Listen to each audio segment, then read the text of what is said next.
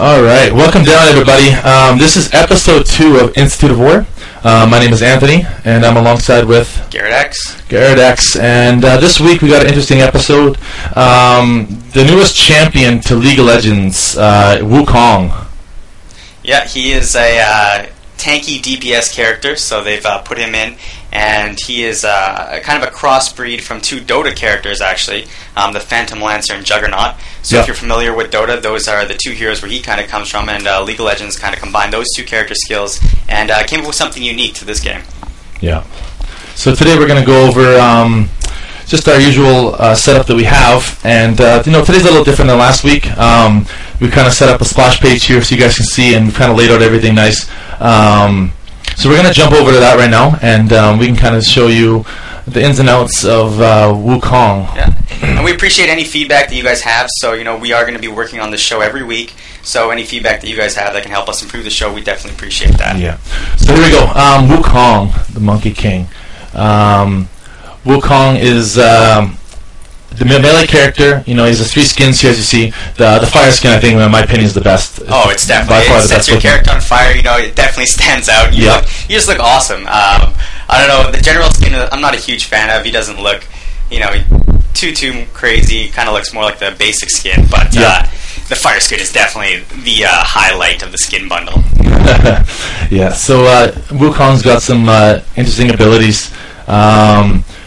So let's talk about his passive. Well, yeah, let's talk about passive. Probably, it's interesting. The one that a lot of people are going to find interesting is he's got what's called stone skin. So for each enemy hero that's around him, he gets bonus armor and magic resist, which is huge. Like for a tanky DPS character, you can't ask for anything else other than to become more tanky. Yeah, it's phenomenal, and the more people around him, the stronger he gets. So it's unreal how amazing this passive is. Yeah, so it works. It doesn't work out so well in a solo lane, but you don't really need that because of his kit is so good that he doesn't really need those extra defense, early game in a solo lane. He's actually just very strong. He's got the gap closer, which is his Nimbus Strike, which is just phenomenal for farming, and it's a great gap closer as well. Yeah. You can really jump at your target there. Yeah. And especially if someone's trying to escape, or if you need to just switch position with someone, just get over there, hop across. Nimbus Strike is just... It's one of those... all melee characters that are really exceptional in this game have some kind of gap closer, and this is why this Wukong really excels, and especially with Crushing Blow. Yeah. Oh, Crushing Blow is a great skill.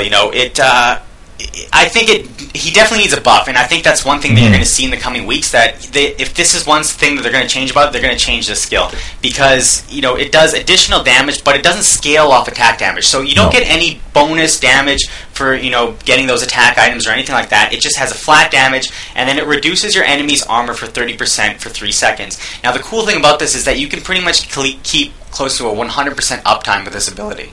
So it's always on, but the unfortunate part about it, it's 30% of their base armor. So it's not very huge towards an end game item, where a lot of characters, they may have 50 armor. You get 30% of that. It's not a huge armor decrease. It really isn't, and depends who you're attacking as well. Especially if you're not fighting a tank. If you're just fighting a regular support champ, or you're just fighting basic armor, and you're basically the same damage that it started with.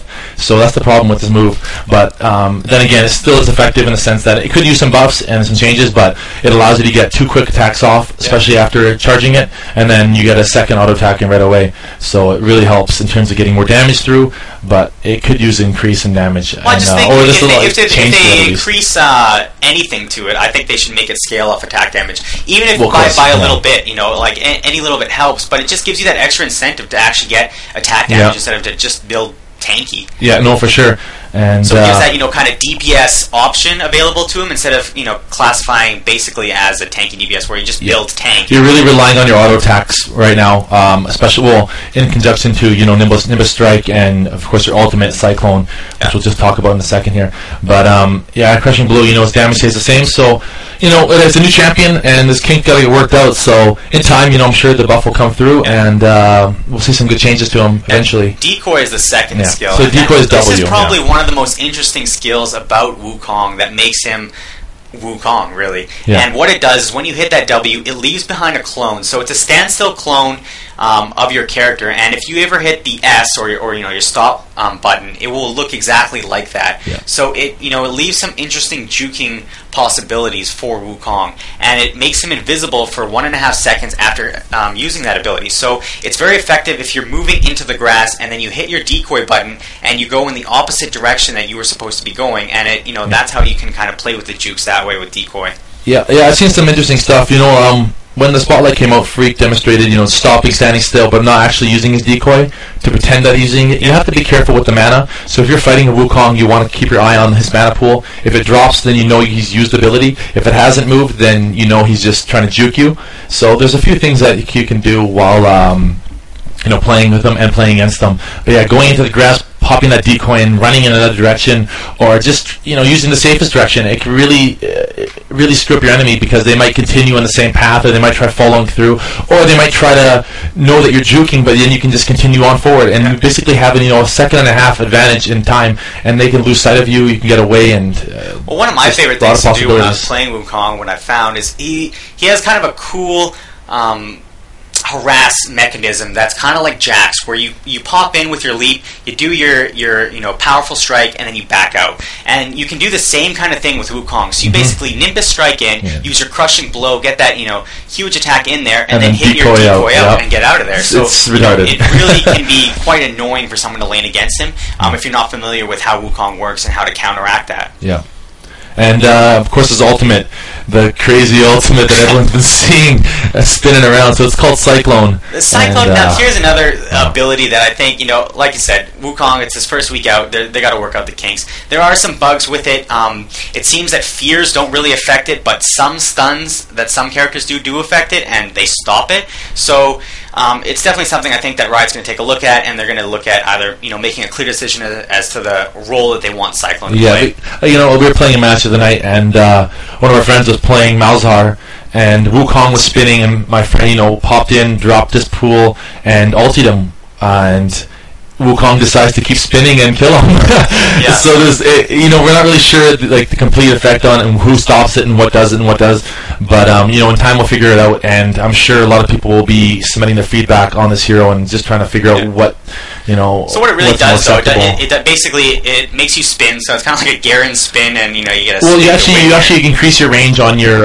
You're basically holding a staff. I don't know if you want to call it a bow or whatever the name is, and staff. Staff or whatever the names are, stave. No.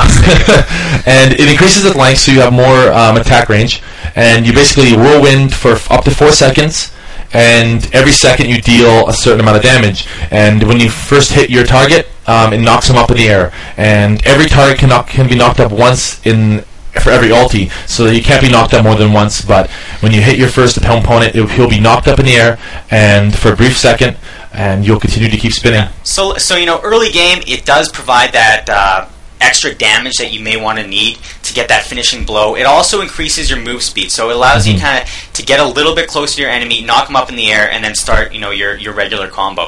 Now, the one nice thing, or I guess the one thing that you need to recognize late game, is that Cyclone isn't really a damage dealer late game. You pretty much want to use it as a knock up as many people as you can, and then cancel it, which you can do. So by hitting R again, you can cancel it, and then go into your full right click status. And the other thing, sorry, we forgot to mention about Nimbus Strike, is that when you use it, at the max level, you get 40% increased attack speed, which is huge. So, very huge. It's like a little steroid gap closer. It's pretty good. Yeah, so what you can do is Nimbus Strike in. Later on, I think we have some footage of a good encounter that we use, but you Nimbus Strike in, you pop your Cyclone and take it off, but now you have the Nimbus Strike buff on you. You've just knocked everyone in the air, you've done a little bit of damage, and you've also have the speed increase for that. It's basically the speed increase on Nimbus Cyclone, goes up every second by 5%.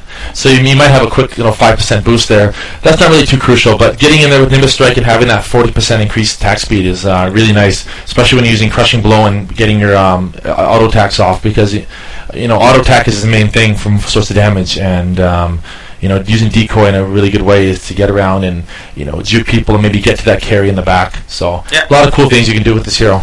So let's go into the two different kind of builds that I found to be the most. I played maybe about 10 or 15 games with him, and these are the two builds that I found to be the most effective builds when playing Wukong. One of them is more of an offensive, very aggressive type of play, and the other one is more of a defensive, and you're kind of waiting it out, getting those items, letting your gold pretend tick, and kind of planning for the late game, pretty much. Yeah. Yeah, it all depends on how the game's going too, right? This is kind of lets you decide on which path you want to take. If your team's doing really well, or if you need someone more tanky in your team, you go more defensive. If you need someone more offensive, more damage, and you're on a good streak, you may as well keep going down the offensive line because the damage is quite the difference. So. Definitely, yeah. So as far as runes go, for the offensive, let's talk about the offensive one first. Runes, I got my standard MR per level, which is pretty much standard across the board for any tanky DPS. They're really the best glyphs that you can get. And then, I got one kind of dodge. So, get me that extra dodge because I am putting those points into the 21 points in defense, so I can get that dodge with the bonus. Yeah. So if I get, the 10% proc to make me move faster when I dodge and attack. Which is really nice because if you're running the dodge, was it the seals? Yep. You're right. Dodge Seals, one dodge Quint, and running Ninja Tabby, which we'll talk about in a few seconds here on the defensive items. But it makes a huge difference when you get huge amount. And if you're definitely up against a lot of right-click heroes, it definitely can turn the battle in your favor for sure. Yeah. Closing gaps. Oh yeah. And you're not taking any damage, and you're dodging those auto attacks. You're dodging those ash hits, hate hits, and just any kind of auto attack. And it's a lot of dodge. And you get that speed. What is it? What's the Nimbus? The nimbleness, whatever it is. I think it's like 10% or something. Or you get 10% movement increase. Yeah, so it's really good. A really good cap closer too. So and then of course for marks, there really isn't anything better for any tanky DPS other than armor pen marks. It just makes your moves hit harder, your right clicks hit harder, and they're pretty standard across the board. And for my last two kins, of course, I love move speed. I love move speed on almost every single character. It's a good 3% with two kins, so it really helps. It does make a difference, and you may not notice it, in one game, but if you start playing with them quite often, you will notice it, and you will notice if you're ever chasing down a hero, you'll notice that you're actually catching those heroes more often, and if you're running away as well, you will notice that you are getting away from a lot more heroes. Right-click heroes should definitely run, a little bit of movement speed. That's all preference, of course. But when you're relying on those hits, it's really nice to keep up with your target and have the advantage. And one more auto attack would be the finisher, what you need to kill someone. So as far as the build goes, I start off with the Doran's Blade, so I can play really aggressive. I get the little bit of lifesteal, I get the extra health, and I get the extra AD. So it scales to my Nimbus Strike. So I definitely get my E first, and I'm going to go out there and I'm going to be harassing whoever's in my solo lane, and just try to get as much damage as well as not take as much damage. Yeah, like you were saying, by level 3 you can be using your combo there, and it's kind of you don't take much damage, especially when you're getting in there and harassing your target, because you Nimbus Strike at them, you close the gap, you've given them a strike. Now you have increased attack speed. You're crushing below. You probably get like 1 or 2, maybe 3 auto attacks off in that time, because you Nimbus Strike in, do an auto attack, you're crushing below them, and your auto attack timer is reset again, so you get another auto attack off, and then you decoy out, and they can't do any damage to you, or maybe one hit at most. So Doran's Blade it's really going to help get that extra damage in, a little bit of lifesteal, and give you the extra health. Yeah, and then on my first trip back, so pretty much I'm going to focus on my last hitting, of course, like with any tanky DPS character, and then I'm going to go back.